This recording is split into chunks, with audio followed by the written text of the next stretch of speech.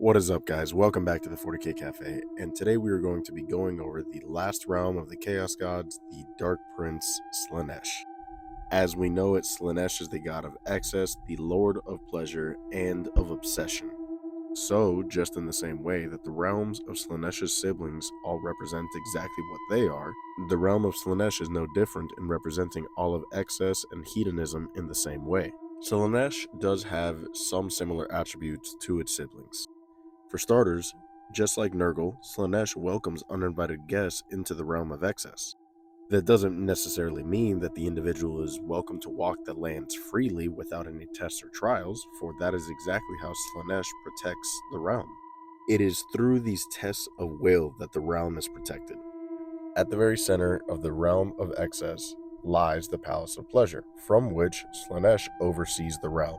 And surrounding this palace lies 6 other domains in the formation of rings to which an individual must pass through in order to reach the palace. Each of these rings is a form of excess to which whatever bystanding individual chooses to cross through the realm of Slaanesh must conquer the temptation of each and every single domain before proceeding to the next one.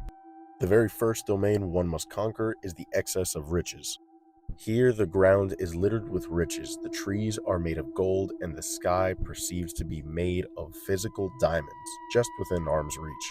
It is an endless sea of treasure unlike any other, and individuals that are here look at the sky and feel the temptation to reach up and grab one of the diamonds lying before them. But just as you try to reach, the diamonds always seem just out of one's grasp, and so individuals will try to climb whatever they can in order to reach them, eventually jumping, believing that if they just jumped for it, they would be able to have a diamond within their clutches.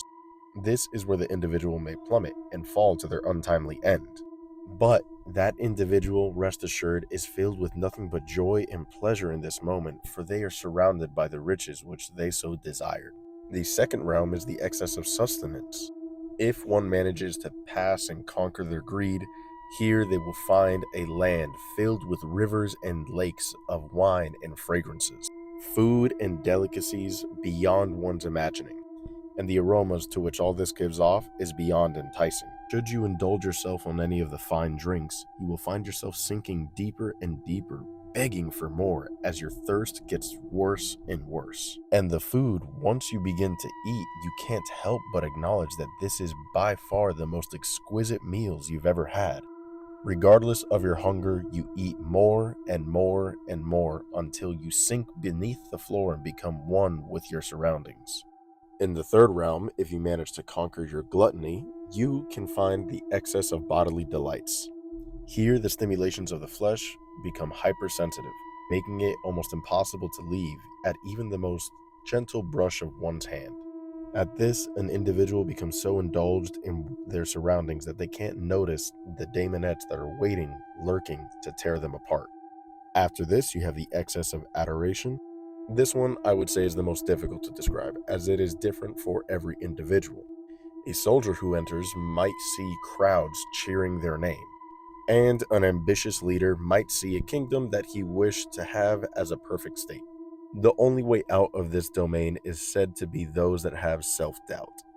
Next up is the excess of achievements. Here, everything is said to be set up in the way that it recants any of your achievements to distract you. If one is to peer into a lake, the story might change a little bit, but overall it glorifies any of the accomplishments that you have. And as you stare, recanting your memories, you can't seem to realize that the vines and thorns surrounding you are grasping you as you stay there forever. And lastly, you have the excess of repose. For wandering through the domains of Slaanesh cannot be very easy. In fact, it must be very exhausting. Resisting all these temptations and glorification must weigh on one's mind. And so here, in the most simple way, it is supposed to represent that it is normal, providing some sort of respite for you to rest. But it is said that even if you take a moment to close your eyes to acknowledge all that you've accomplished and rest for but a breath, you will be closing them forever and lie in the last domain for eternity. Should you make it through all 6 of these domains, you will find yourself in front of the Palace of Slaanesh. But from this point on, it is said that no individual has made it to the Palace of Slaanesh and lived to tell the tale. I know this was a long one, guys, but thanks again for listening. Drop a comment if there's anything you want to hear next. Remember to join the Discord, and as always, remember to follow for more.